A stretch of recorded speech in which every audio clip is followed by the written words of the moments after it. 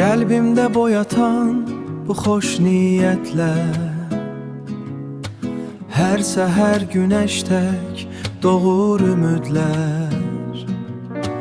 Ruhumu sararkən saf məhəbbətlər, səninlə yox olur qaranlıq qəmlər. Sən mənim ən uca hür azadlığım, tufanlı dünyamda dərin rahatlıq.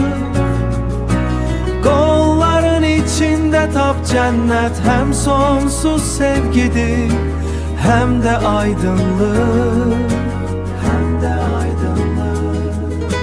Bəziləri deyir sevgi qəfəsdir, mən isə səninlə qanad tapmışam.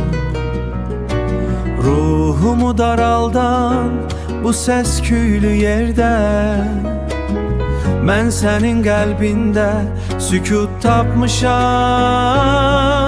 Sən mənim ən uca hür azadlığım, tufanlı dünyamda dərin rahatlıq.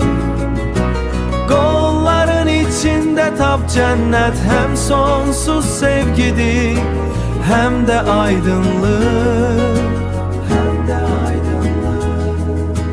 Yolumuz uzundur, bəzən sınaqlı, amma niyyətimiz işıqlı, təmiz.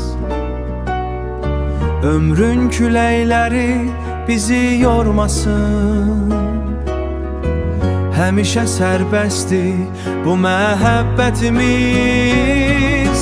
Sən mənim ən uca hür azadlığım, tufanlı dünyamda dərin rahatlıq. Qolların içində tap cənnət, həm sonsuz sevgidir, həm də aydınlıq. Həm sonsuz sevgidir, həm də aydınlıq, aydınlıq.